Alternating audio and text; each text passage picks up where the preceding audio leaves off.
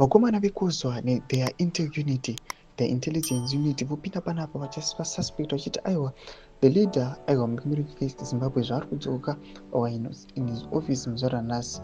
Tiona kuti 10 days dzagenerary aiwa dzisvika pakunopera. People vari kunyatsofunga kuti saka chii chichaitika. Zvamungozwa kuti vakomana ava panguva ino vari kuridzana panhau aiwa ye2030, vamwe vachisapota aiwa vamwe vachiti aiwa hakuna zvakadaro. Sanapinda masvika mudanyorwa panapa yopaipa vandotiwa subscribe like turn the bell like tipinda paende kuzwa mudanyorwa chiti President ED will return tomorrow, meaning today, from his 1 month long annual leave.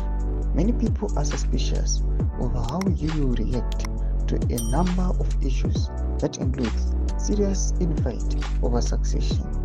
At the Christmas holiday, President Mnangagwa hinted that he was going to reshuffle his cabinet.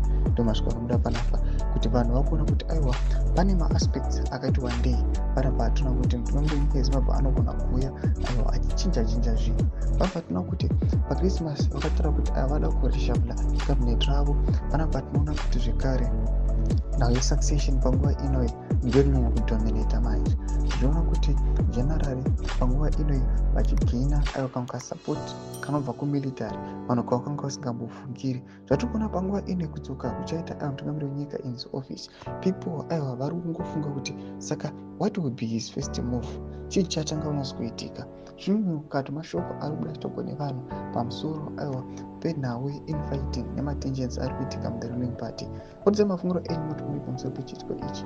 Bvina comment section medu ndise mafunguro enyu. Musangano subscribe like turn on the bell icon.